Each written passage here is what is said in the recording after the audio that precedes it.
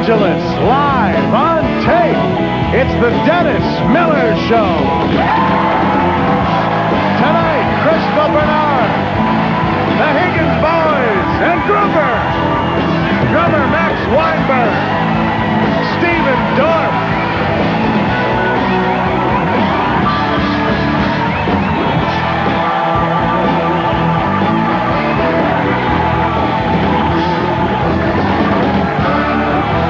And now it's him.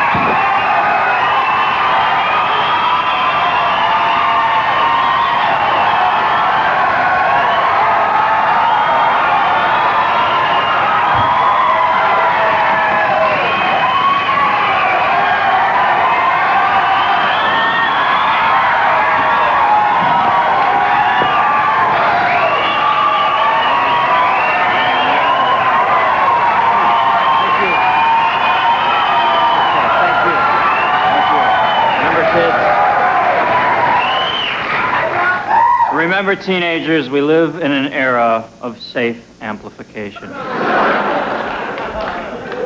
right. She's a home! What the hell was...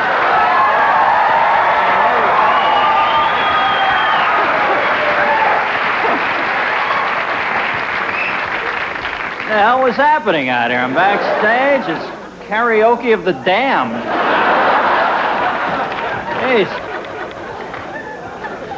Goldie, Max, how you doing tonight? Max Weinberg from the East Street. Thank you. Maxie. Maxie did a little drum thing there, huh? Give me that again, babe. That's it. A little more. That little...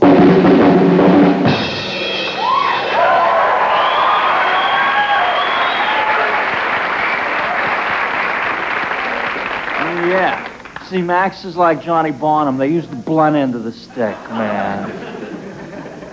All right, what's in the news? Rodney King trial still clipping along.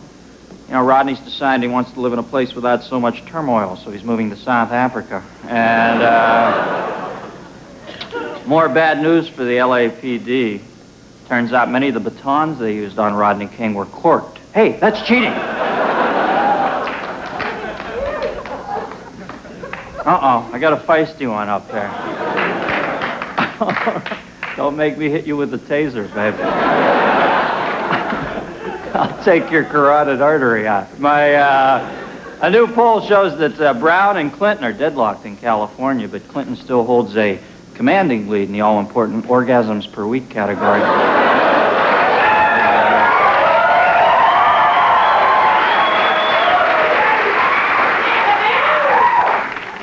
I'd like to see Clinton get elected, but, you know, her husband's the one that's running. And, right on, sister. LaBelle, wear something silver. Voulez-vous coucher avec moi? Anybody remember that? LaBelle used to always, on their tickets, say, wear something silver? What a bunch of little punky kids here.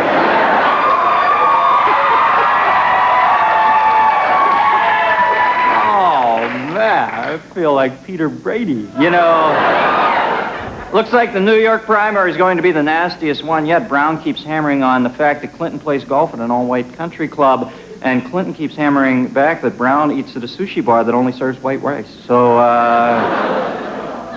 white rice. Sounded like Songus there for a second. Jerry Brown is being called the Maverick candidate, because that's the car that he drives. And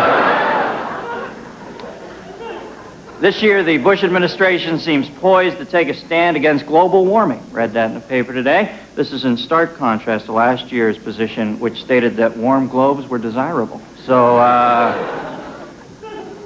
okay. Getting a feeling the crowd doesn't believe the president has ever touched a breast. And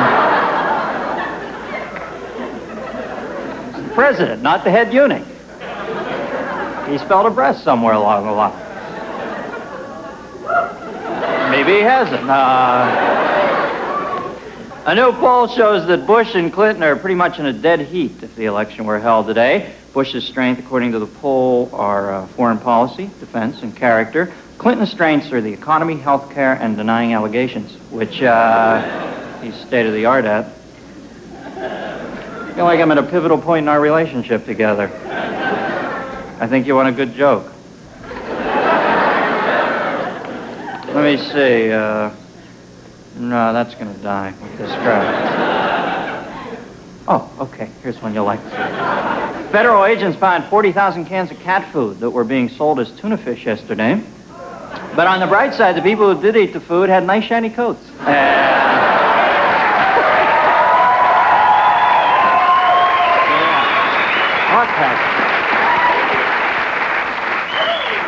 I knew this was a cat crowd. And those other jokes were dogs. The 7-year-old cat food had been incorrectly labeled as tuna for human consumption, apparently as part of President Reagan's old school lunch program thing. And in conservative, liberal, I can't tell in this crowd. They're just booing everything out here. In Birmingham, Alabama, former Governor George Wallace was hospitalized and put on a respirator last week. Wallace's condition is improving rapidly, doctors say, due to his remarkably high white blood count. And, no. I don't want your mercy, Becky. Okay, give me another cat joke. Okay. A Ventura County, California flower rancher has pleaded guilty to charges that he enslaved hundreds of Mexican laborers, worked them for 16-hour days, and paid them $1 an hour. Bail for the rancher has been paid by the big 3 automakers who are eager to study his management techniques.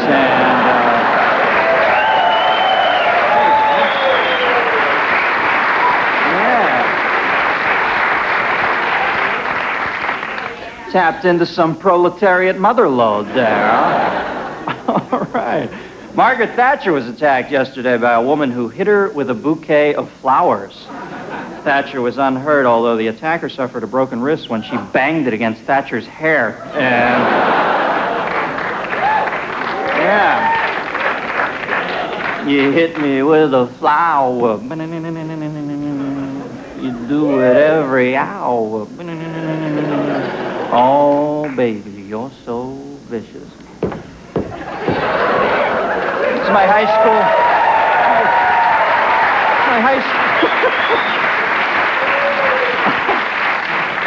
That was my high school alma mater. I went to Our Lady of the Transformer. The National Hockey League is threatening to go on strike. Believe me, that is the last picket line you ever want to cross.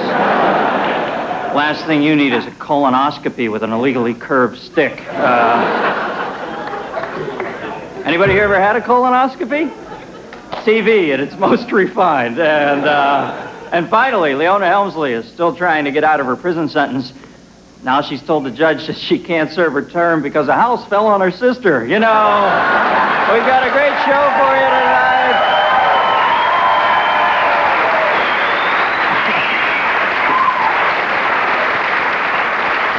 We've got, I haven't seen this show yet, I'll be honest, because I don't want to wank you guys that I see all this stuff, but I hear it's a good show. Crystal Bernard from Wings is here. Wings?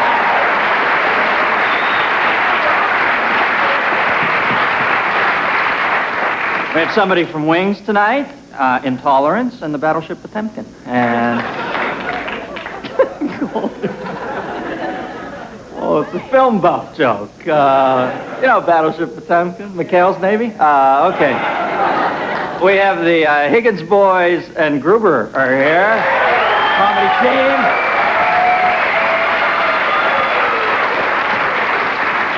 We got this hot new actor from this new film, Power of One. Stephen Dorff is here. Maxie Weinberg with the band. Goldie, thank you, folks.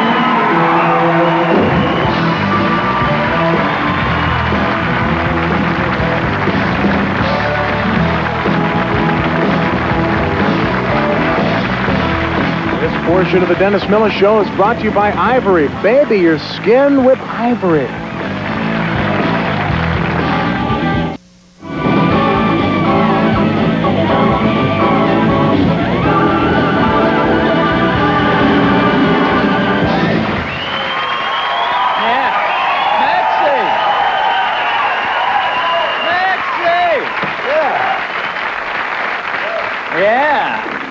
Very Asbury Park type flick to the band tonight.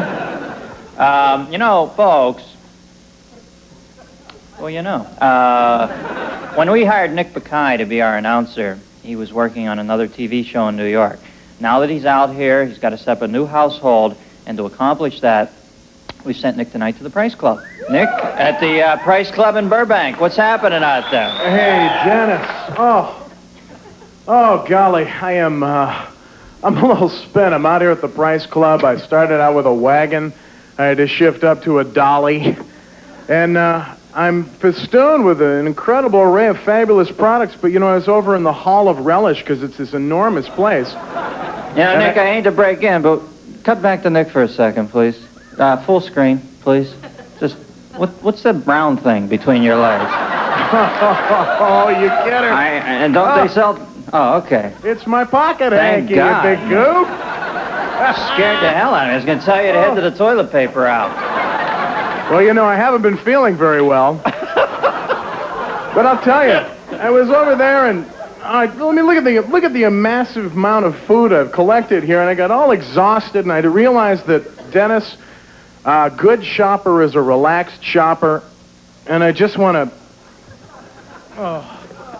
Kick back. I just want to share a little tradition in the Bakay family. When you're feeling a lot of pressure, you take one of these nice industrial-sized vats of mayonnaise. Give me the label and on it's sort that, of like man. a poor Turn it man's around. sensory deprivation tank. Uh-huh. Oh, yeah. Wow. Now, that's like, I'm in that alpha state now. You know, they do that at Lourdes, the shrine in France. But they use Miracle Whip. You know, Nick, show me that label. They never show labels on TV. All right, I'd be happy to. What kind are we talking about? I need to know. We're talking about Best Foods real mayonnaise. Oh, as opposed to the... And I can tell you that the consistency is viscous and gelatinous, and it is a joy to put your hand in this. You don't want to get stuck with Simu mayonnaise. You want the real stuff at this point. You want the real mayonnaise, especially when you're trying to relax. They're telling me to wrap it up, although I think we can get a good hour off this. I'll be back to you later in the show. All right, buddy. I'll be shopping. All right. Nick Bakay at the Price Club in Burbank.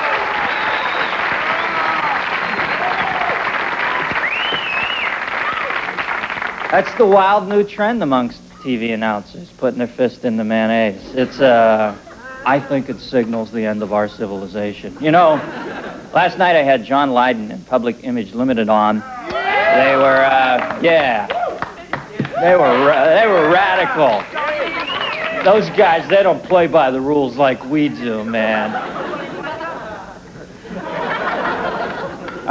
They were great, but we ran short on time and couldn't talk to John like we were supposed to. Naturally, he flips out, and he got mad at me as he left, and I got a call about it today on the voicemail. You want to play that, please? Hey, it's him. Hey, shut up. It's him. It's Dennis. Hey, what did Johnny Lydon call you during the show? Yeah, it's him. What did he call you? A banker?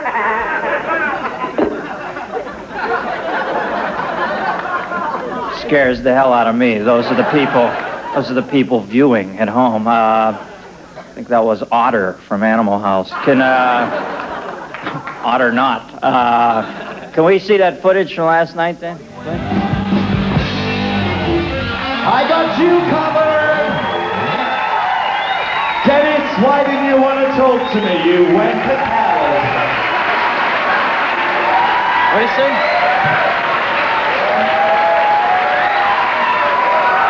Did he call me a wanker? Okay,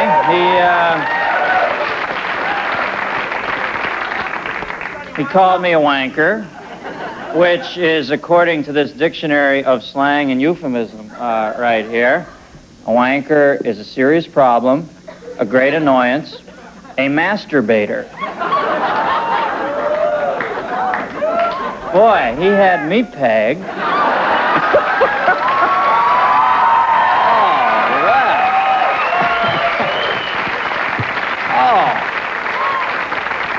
You know, the ironic thing is I was masturbating under the desk when he called me a wanker. Unbelievable. The prescience of Johnny Lydon. John, if you're watching out there, take it easy, babe. I know you were a pistol, and everybody's out to censor you, and we're in Malcolm McLaren's rec room and all that, but take it easy, babe. We just ran long, okay? Get a haircut, have a steak. Old radicals. They always want to be, they're censoring me. We ran long. Take it easy. Take a Doan's pill, all right? I'm going to need one if I keep leaning in. You notice when I do that more and more? I'm leaning in all the time. I'm like an air traffic controller or something. Okay, Delta 115, bring it into the pattern. Pretty bad impression of one. Where are you when I need you now, Skippy? Talking all throughout the monologue, now you go silent on me. Help me, I've got Dick Tracy jaw. My first guest is one of the stars of Wings. She's the left wing. Please welcome Crystal Bernard, folks.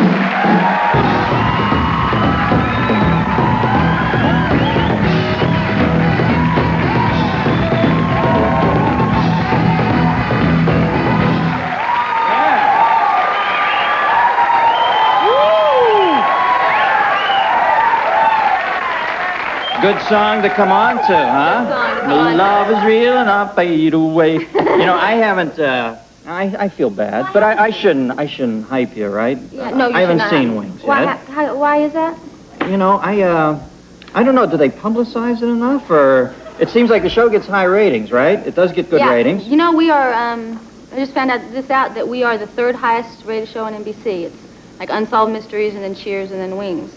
Unsolved Mystery is the highest rated show on NBC? No, well. Let me get in a spaceship and go live on Neptune. Yeah, but now, isn't that strange? You haven't heard now.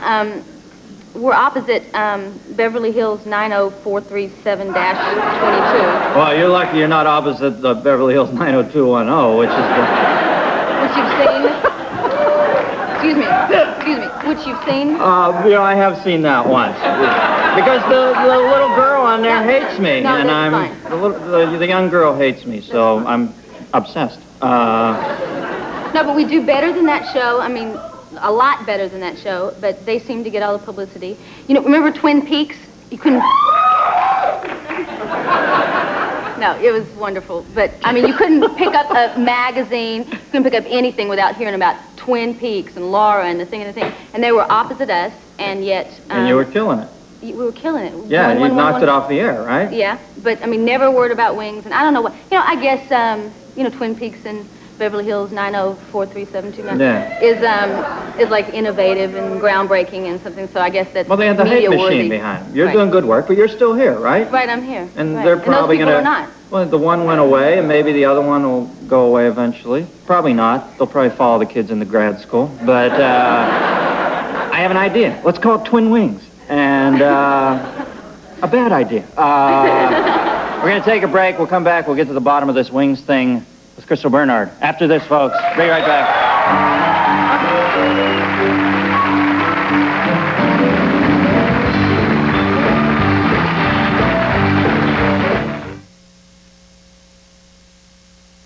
Finished? Every night here. Not quite a party, but a more subdued social gathering. Now tell me about this last Wing show here. You got a big ender for the season? You have to have always an ender. Always a cliffhanger on Wings. I'm an aspiring cellist, and actually this, I've been told I was not good so many times. I'd finally given up my cellist career. So so really have no reason. I don't know why I blow dry my hair and come to work, because I have no, I mean, I'm kind of angry because I don't have any aspirations, and Joe doesn't like me anymore. But anyway, the last episode, the conductor of the Boston Symphony Orchestra comes in, and I accidentally spill soup on him. And then I go and I find out who he is, and I sent him a audition tape over a year ago, and he didn't have the common courtesy to respond. And so, as Helen so often does, I blow up at him.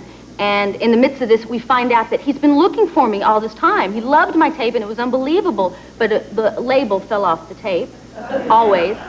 Luck comes my way. And but anyway, he says, you can play tonight. So I'm so excited, and all of us get on a plane to go to Boston to hear my... Oh, thanks. From Nantucket. Thank you so much. From Nantucket to go to Boston for me to hear my symphonic debut, and we crash. Yeah, but it's a mellow crash, right? I don't know. Either they recast or we land in water. Your guess. So, I think probably the water. Yeah. Well, we would hope so. Now, what's that? Don't hurt us. Now you've got this film coming up too. It's called Lady Against the Odds. It's on NBC April 20th. What do you play in this one? It's really strong. You must be a good actress, because when you were telling me that story, I was thinking, is this her character or is this her life? I can't even figure it out. You know, I'm a really good cellist, and I'm thinking, is she or who or what? Oh, that's true. I should say the character, yes. The character I play in the movie, it's a 40s movie, and she's a very strong woman in the 40s. Men treated women very differently in the 40s. Not well. Not well. And I carried a gun. I'm a detective, and That's why they didn't treat him well. Got that gun. It throws a big crimp in the relationship. Honey, is that a gun, or are you just really pissed to see me? All right, let's show this clip. This is from Lady Against All. You're a gun-toting, gun mole, sort of red-hot mama? Yeah, exactly. I love that image. Let's see it here. Selected services, please. Thank you, I'll hold. Oh, how do you do it, Sills? It's 100 degrees outside and you look as cool as a glass of lemonade. Think cool, be cool. It's all in the mind. Nice outfit, doll. Very modern. I don't own a pair of stockings that don't have a run in them, so until the black market prices go down, these legs are incognito. No, really, I like it. Yeah, you and Uncle Sam. Yeah, you're brassy. I look like a lady, don't I? Yeah. I feel like a girl, and I look at that, and it's a lady. You're a brassy little flapper in that film, aren't you? Hey, now, your father's a... go ahead, what were you going to say? No, I was going to ask you about your dad. He's a preacher, right? Yes. What's he think about you out here in this Everybody sinhole of a city? No, he's not like that at all. Not at all. Yeah, he's so proud, and they live out here, and they love it, and they just think it's great. And now, what were you going to say? Let's see. I jumped on you. Oh, no, I was going to say something about that, women were referred to as dishes and dames, and, now we're like equals and stuff like that, so. Yeah. Quite Oh, God. I am woman, hear me roar. Oh, is it really, boy? Is it that bothersome to be called a dish? No, I strive for that. Well, I just sometimes think that the women's movement gets bogged down in all the goofy stuff. You know what I mean? No, yeah, but I understand exactly what you're saying, and we would love to have, we'd love to have both. But I think it's just simply, especially after doing this movie, I realized that, like my grandmother always paid her Sears bill. Sears was the thing, and she always paid her Sears bill. But when she got divorced, she applied for a Sears card, and they wouldn't give her one. Because she's a woman, and just things like that, where you're not considered, quite as competent and stuff. But, that's obviously crap. that's the stuff you gotta march on. But the dish, But yeah, that's fabulous. You can call me a dish. Oh, okay. Just don't call me flatware. We'll be right back. This has been Crystal. Say bye to Crystal. Isn't that pretty dress? Whoa, Crystal! And we'll be right back with the Higgins Boys and Gruber after this. Crystal. Thank you, dear. Summer Show is brought to you by Budweiser. Nothing beats a Bud.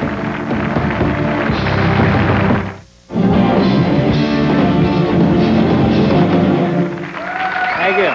Thank you. Thank you very much. What's with the smoke? Why?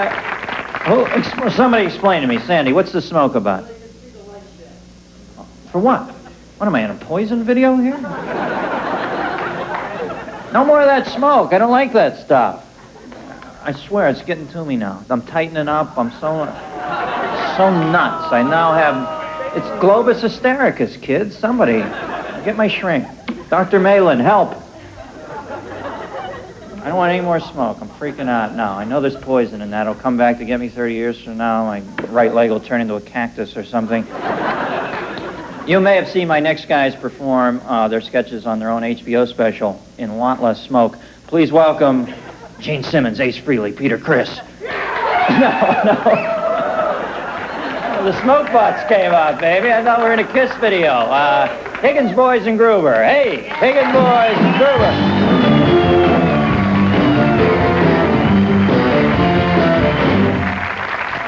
Howdy, thank you very much. We'd like to do something for you now we like to call our bit.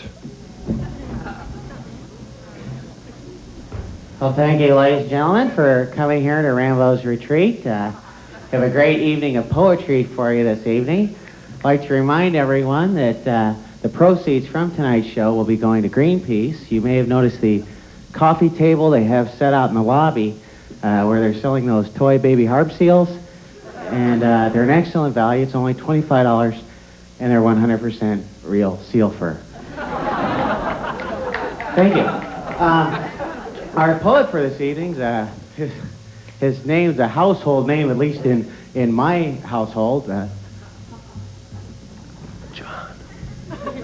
Ladies and gentlemen, the poet John.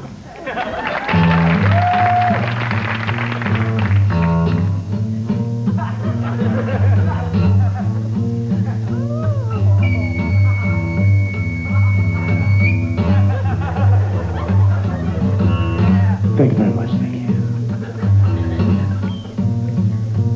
I'd like to do a few poems for you, if I may.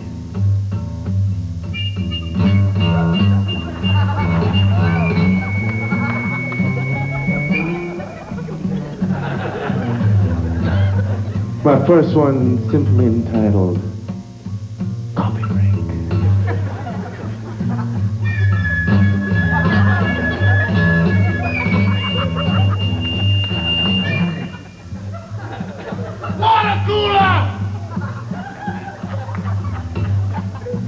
The boss man.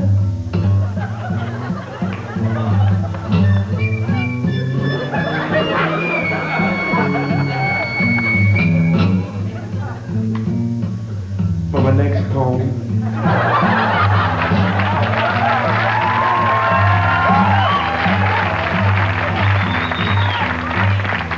I'd like to do one entitled simply, If You Were Someone Else.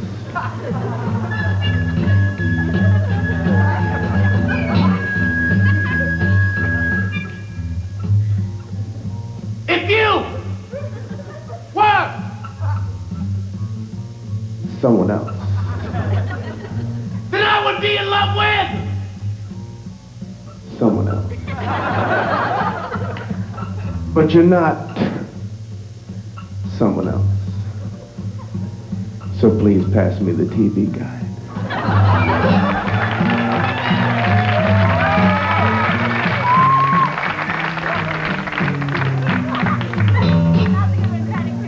For my final poem of the evening, I've combined the works of my three great favorite artists throughout history. That, of course, is T.S. Eliot, William Hanna, and Joseph Barbera. It's entitled simply The Love Song of J. Frederick Flintstone. Let us go then, Barney and I, as the bedrock sun is spread out against the sky like a Bronto burger on a table. And in the cave, the women come on through, speaking of the great Gazoo. I am not Joe Rocket!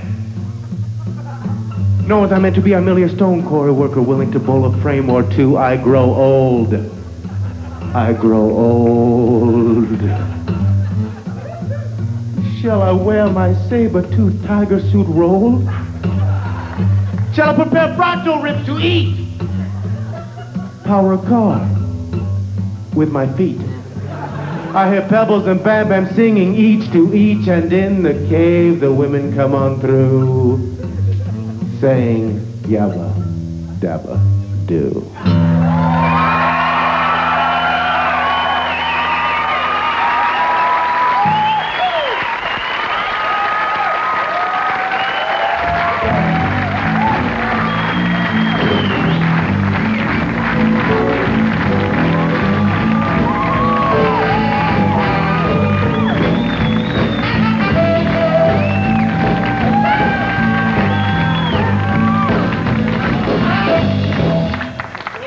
Dig it, man. Barry Ginsberg. We got Max Weinberg. A little bird Thing It's happened. Dave Berg. Now, you guys worked with Nicky Bakay, my announcer, back on Comedy Central, right? Which I believe is dead wired into 4 homes in the Pacific Northwest area. That's true. Another Seattle region. It's actually in prisons. We weren't aware. Nick's your announcer. Yeah. Because we've been, Nick's been writing us and stuff. His show. Because we haven't seen the show yet. Nick show. Yeah, it's Nick's- on real late. Nick's show. He said this was the Nick Bakay show. And we were wondering when we got here, because all the stationery and stuff said Dennis Miller, and we were figuring, well, hey, Nick's got such a big show, he's giving, a big star like you the key man post. Throwing me a bone. Yeah. So this is... Well, Nick's out at the Price Club. Maybe we should check in and see, Nick? What's up? I'm here with the Higgins Boys and Gruber, babe. Hey! Oh, hey, guys! I didn't know you were on. Yeah? We've got all your letters, We got the letter. Bring them with you? Or? Nicky? How'd your set go? Good. I went good. Good. They did the beatnik thing. That went right into the bit about your show. Well, I guess, it's too late to say ixnay on the show, eh? I guess I should explain myself. I guess I should just come out and say, it's not my show. I'm sorry. I'm so ashamed. I'm trying to explain. It's been so much pressure. I've been Nick, moving you're breaking up. from the East Coast to the West Coast, and I tried to just... All right, Nick, if you can hear me, look into a cashier position out there, babe. So it's... Nicky, not my show. Actually, we're glad it's your show. It is my show. More talented than Nick ever better was. than Nick Wow, really thank made. you, Nick's kind of a hack. Didn't really like He wears a working with him hairpiece, anyway. I didn't know if you people knew that, but he does wear a toupee. Yeah. His hair is not Good-looking one. It's an expensive tube, but... Yeah, It's no, a nice piece. It's a semi-weave. And, Yeah, and, yeah. That's the beautiful thing about it, but, Yeah. Of course, this is all my own hair. Well, this has been Higgins Boys and Gruber. Say goodbye to him. We're going to be back with Max Weinberg right after this, folks. Thanks, boys. Thanks, man. It was fun.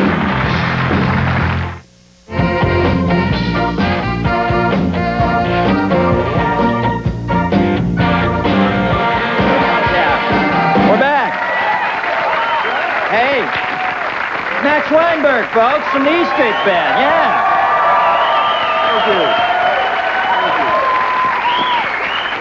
Max has got a little book out, The Big Beat, Interview with the Great Drummers, a little CD, Killer Joe, Scene of the Crime, E Street's Max Weinberg. Now, Max, I used to watch those shows, and the Springsteen shows were obviously a Herculean effort, 4-hour shows. You seem to take the biggest, besides him, the brunt of that, man. It was physical. Yeah. Well, you're in Catch town. up to you? Yeah, no, it kept me young. And what else are you going to do at night into town, That's why we played for 4 or 5 hours. Gotta go back and watch you, of course. I just mean the beating on the skins for 4 hours. Did it hurt your wrists? Yeah, it hurt my hands, actually. It hurt my body, hurt my knees, my legs, every part of my body, but it felt so good. Yeah. Now, You know what I mean? Was the boss a good boss? Oh, the best. Yeah? The best. He Good plucked guy? me out of a lineup of 60 guys in 1974. I answered an ad in the paper. I love the ad. Tell him that. Oh, it said, wanted drummer, no junior ginger bakers, which I meant, which I took to mean, wanted an accompanist, which is what I was, and I went Right. down and auditioned. And it was really like love at first sight, and we played actively together from 74 to 89.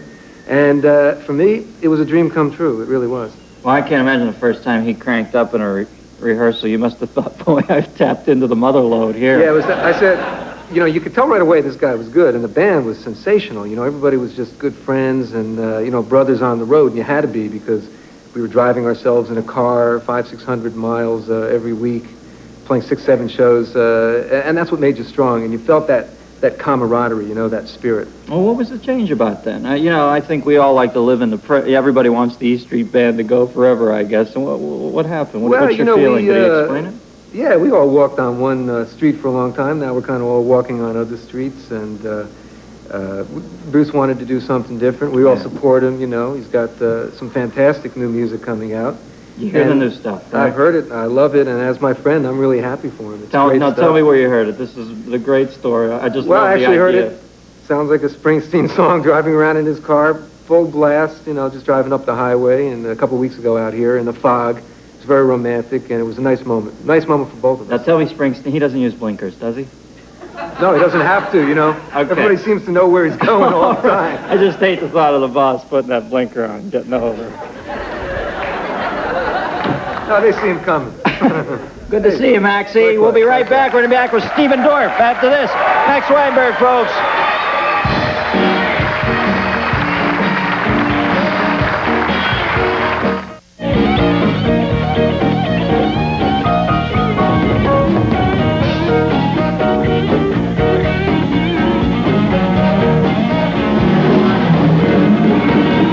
Welcome back. Thank you. Welcome back to the Dennis Wanker Show. I'm your wanker, Dennis Miller. What I saw Nicky with a keg of milk dud out there at the Price Club, I believe. Let's go back, see what's that. Nick, what do you got? Hey, Dennis, actually, I have here a polyglot of popcorn. They change the names when you buy in mass quantities. Things aren't, usually say a pound, a quart, what have you. I have here a rasher of cream rinse. Yeah. A galaxy of prawns. A caboodle of cocktail weenies. And actually, I feel kind of bad because the Higgins Boys blew my cover, and I guess I've been caught in a lie, and I wanted to make it up to you any way I could. For you, for Allie, for the young man Holden, this is a godless, hoary horde of Pringles from me to you. Yeah. From me to you. With my apologies and love. Thank you, Nicky. Pick me up a Jeroboam of Yoo-Hoo. Oh, I'd be glad to. Would you like strawberry or chocolate? Okay. The Choco, of course. The traditional. Yeah. You got it, baby. Thanks, Nick. You bet. Nick, got it at the Price Club, Burbank. Nick. All right, hot new actor time. Making his late night talk show debut, my next guest joins Tom Cruise and Johnny Depp in Three Musketeers 4. No, as the National Theater Owner Association's Male Star of Tomorrow. He was chosen from more than 2,000 hopefuls to star in a powerful new film, I understand, The Power of One. Let's see why. Here's a clip.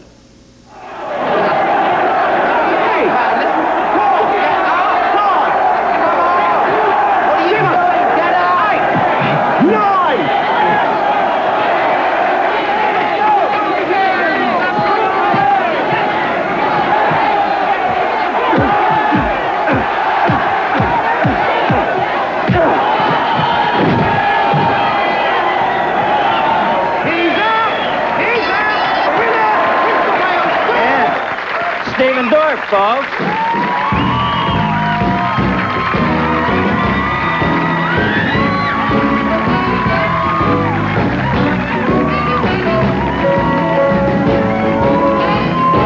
The Dorff Band. I'm getting a little Christian Slater vibe off you, babe. Huh? Just a little bit. Christian's cool. Hey, redheads make men do crazy things, don't they, huh? I used to be a redhead. Everybody in that scene was a redhead. Now, 2,000 people go up for this role, and you get it. Right? You must have been freaked out. Well, that's what I hear there was 2,000 people. I know I was up for it. Were you? Yeah. I got the part as the guy whose ass you kicked. You filmed it in Africa, Zimbabwe, and Botswana, although it's about South Africa, right? Yeah, it's kind of a story about people coming together, a friendship, and deals a lot with the human spirit. Stars Morgan Freeman, Sir John Gielgud. So we got a lot of great actors. And tell me a little about the story, though. Exactly what's going on. Well, it's set in the 40s in South Africa.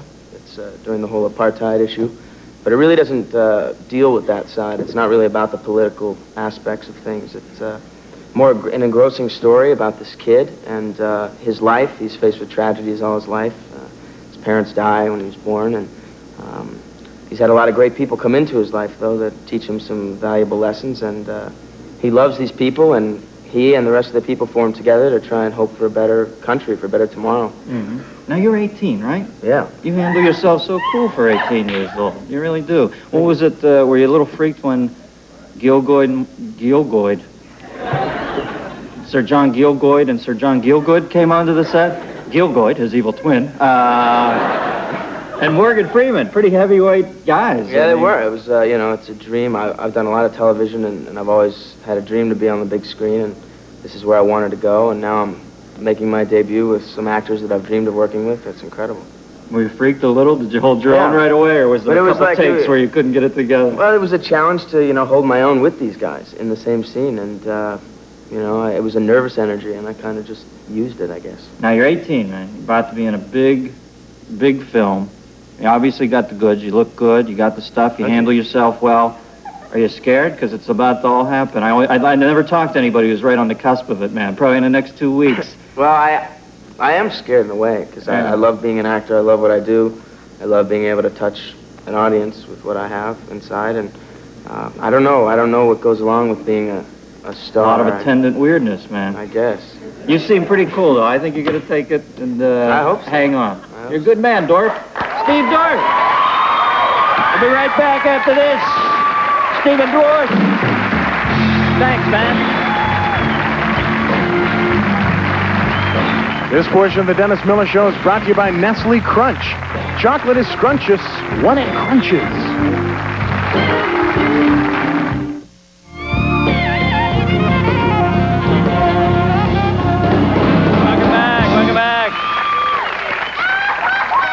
I was working on my jumper because I am getting too old to take the ball to the hole anymore. We're going to go back to Nick one more time. Back at the Price Club. Nicky? Dennis, can you see me? Denouement, where are you? Oh, beautiful. Right in the middle of all the produce. Yes, I'm about to check out, and the amazing thing is that all the products you see here, $9.50. Now, that's value. Yeah. That's value. I want to invite everyone over to my house for coffee and nachos. Thank you, brother. I'll be over later. I'd like a nice cup of U-Bound and some of that mild salsa. Will you settle for some Kona Hawaiian? I'm there, Kona head. All right. All right, baby. Nicky, thanks, buddy. Thank you. Tomorrow night, my guest will be John Forsythe. Charlie, this is Bree. I'm with Samantha. Comedian Jake Johansson, 16-year-old toy developer Mary Rodos, and sitting in with the band Booker T. Jones, Booker T. and the MGs. And starting next Tuesday, we're going to do News of the Week, Tuesday and Friday, 2 days a week, because you like it so much. I'd like to thank my guests, Crystal Bernard, the Higgins Boys and Gruber, Max Weinberg. Thank you, Maxie. Stephen Dorff. Good night, teenagers.